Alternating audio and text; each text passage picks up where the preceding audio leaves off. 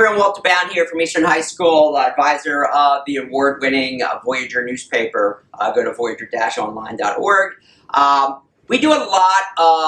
We've been doing a lot of video lately. Mostly we've been doing print. But it's fairly easy to take video that looks professional if you follow these few tips. You don't need a big expensive camera, although that helps.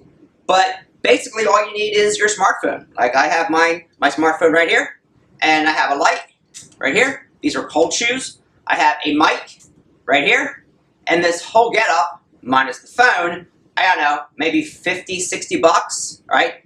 And I will show you why this kind of stuff works very, very well, right?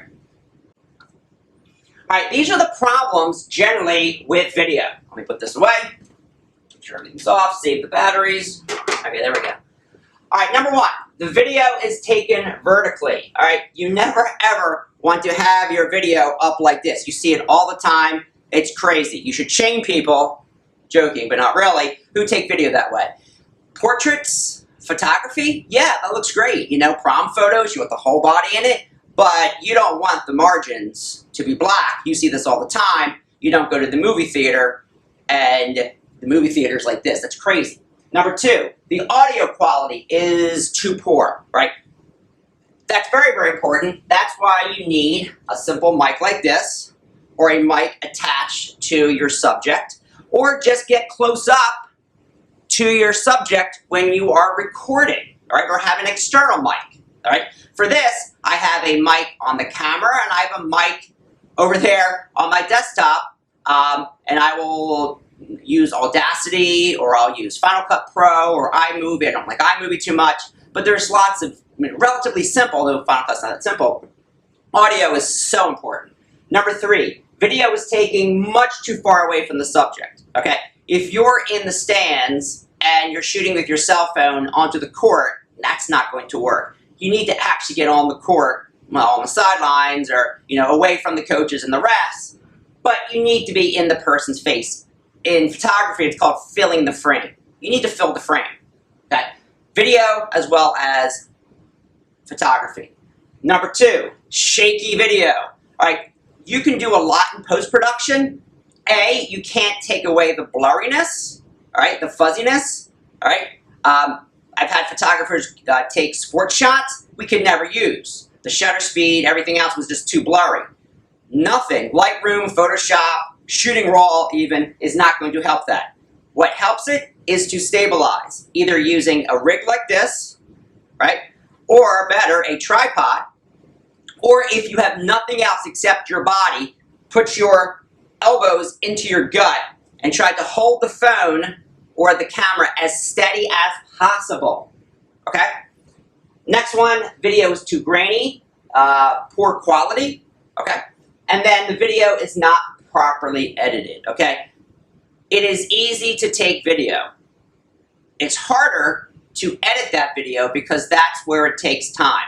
My daughter's a videographer. She would go and shoot 4 or 5 hours at a party, a bar mitzvah, but she would take a lot more time in the post-production. Just think of like Peter Jackson or any great film director. Yeah, you're shooting hours and hours of film, but it's an hour and a half, 2-hour movie, okay? So shoot more than you need and only use the best clips, all right? That tutorial is for another day using Final Cut. Okay, I switched over using, this is now all from my iPhone, all right? I turned on the lights too because I think it was a little dark, but see the quality, all right? I'm also using the mic from that rig. All right, you can video rig, you can search bn.com, Amazon. I also like BH Photo in New York City. You go there, it's amazing. It's like my Disney World. And you don't really need a lot of money for this. There are rigs that are a little bit more, like 50 bucks. They might come down for your iPads, okay? So a video rig like this is great for like on-the-fly kind of stuff. You want to go to an event, and you want some video, you want it stabilized, you want to have a cold shoe mic. Cold shoe means that it needs power, so you need to put some recyclable batteries in there, all right? Or a simple version like this, you can put it on a tripod, right? Invest in a tripod if your school doesn't have that much money. I'm using like an Amazon Basics here, but at home, yeah, I have a tripod that's really, really heavy. You know, the heavier, you know, the sturdier, the better. All right. You have to rely on audio and available light. The remote release is good too if you're on location. So you can, like, right now I'm on location, but I could stop it, boom, boom, boom, with a remote release. Now this is really, really good if you're using like a high-tech camera, a DSLR or something like that. All right, research lighting options. If filming is in the dark, make sure you have decent light. The drawback, you are drawing attention to yourself. So you're at a prom and you want to take video, all right? Yeah, having a light there is drawing attention to yourself, and generally you're wearing black. You want to, like, not be intrusive, and you also don't want people to start waving at you because that's like posing, right? So shoot in available light and see what you can do with that. If you're shooting, again, with a high-tech video camera, you can adjust for that. Your smartphone, not so much, and this is pretty much basic kind of stuff. Also, make sure you have backup batteries. Nothing's worse than running out of batteries. Your mic doesn't work, your light doesn't work, and have them rechargeable, right? Save the environment. All right, you need a camera microphone.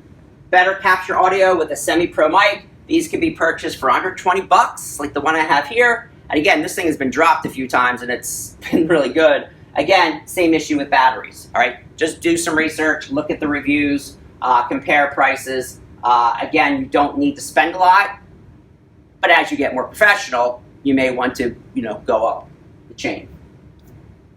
Tripod, buy a mid-range tripod that is sturdy and has a swivel head. All right, you want to be able to move it. It must be sturdy, not blow over in the wind. I would never take the tripod I have in this classroom outside. It would just blow away in a 10-mile-an-hour wind. Okay, and it's holding your expensive equipment. You don't want it to crumble, right? Here is an example of my daughter. She was doing this she was in high school. She was covering the Democratic debate up in New Hampshire, Bernie Sanders and Hillary Clinton, and there was that one guy from Maryland, I forget his name already, but she did this all by herself, right? She did this for C-SPAN, she won an award, and she had a mic, she had a tripod, she had her camera, and she just had a remote release and would take it and would interview and do things for that, right? So there's a lot of things that can be done for school newspapers because video is not going away, right? Video, in fact, it's, you know, listening and viewing. I don't think it's replacing reading, but, you know, come on, how many things have you read today versus how many things you watched on your phone? And as an English teacher, that makes me cry. That's a lecture for another day. Make sure you are close to your subject. I took this video when I was at the Van Morrison concert at BB&T. Sounds okay. It's okay. But the video is awful, too far away. I would have to crop this in, like, you know, transform or crop and Final Cut. It just was too grainy. It wouldn't be worth it. It may be uncomfortable to get close, but you need to get more pixels in without having to crop too much of the film, or in post-editing an iMovie or Final Cut. Get in that grill. Woo! Get in the face, okay? It might seem uncomfortably close, but you need to fill the frame, all right? And also, if you can think of that rule of thirds, right, that golden ratio. I'm over here to the side, but I was standing right in front. That would be bad for two reasons. You can't see this, and it's just I'm, like, in the center. Get close to your subject, like this is one of my videos. You can always zoom in too, but watch out for cropping off body parts and crop off my hair. Usually, the more you crop off of me, the better, but, you know, you don't want to crop off too much, right? Legs and stuff, I probably should have, like, did this, make sure my head was on there. And of course, think about your background. I'm an English teacher talking about Mark Twain or Huckleberry Finn. Yeah, I want books back there, all right? Because I'm doing this in my duty period, or not duty period, but prep period, I'm doing this fast. So I don't really have time to make it perfect. That's not the point. But if I was a professional or I was doing this as a journalist for a newspaper, I would, like, take my time to make sure I'm not cropping off people's heads like this. All right. You want to establish a transition shot. So when my daughter was doing this for the Cato Institute, let me see if this works. All right, this is an establishing shot. That they would She's not the affect videographer. corruption, I've learned much and from that they her. would prevent I mean, almost everything. legislators from being And in here we go office. to the Cato It's the Institute. experienced legislators. So that's the that give transition innovation. shot. Okay, like I said before, rule of thirds still applies to video. It's called the golden ratio. So when I shot this video, I'm making one mistake. I'm actually cutting off her head. Again, doing this quickly. But, you know, have the tree there, rule of thirds, keep her in this section or this section. Or if you're doing the, you know, the horizon line should not be right here.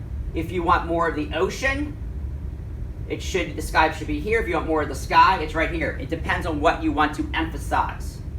Okay? And put your subject off the center. All right. Here's a sample of Cherry Hill East Side when my daughter was the video editor there. What you can do with some really cool equipment, and not that much equipment. It's just whoop. All right, I can throw that up for you. Here are the benefits of video. All right, especially for high school journalism, for college journalism, it's fun, right? Kids like it. They can post it. They can share it. They can tweet it. All right, it's sound, it's action, and fun. It's multidimensional. Unlike print, you see people, you hear people, you see action. You may get more likes on your piece that you write or create as creators. It takes less time than reading a lengthy article or a boring article. Okay, if you're writing boring articles, stop and write better articles. Would you rather see a tug of war than read an article about tug of war? Right, so it's very, very important as journalists. Okay, what's the best way to capture the news that's happening? An article about tug of war, or seeing the actual tug of war and the kids and the chants and the screaming, and that's so much better. Okay, video can be something much better than something that's written. Again, writing can do this, can do these things that video cannot. Writing can do things that video cannot. That's why we have both books and movies. I love going to the movies. I love reading books. I love reading newspapers. I like watching, you know, John Oliver videos. So it's not one or the other. The more that you learn how to do different things, the more valuable you are to a newsroom and to a future employer. All right. Thank you very much. Subscribe to my station, Walter Bowne, for more semi-professional kind of okay videos. Take care.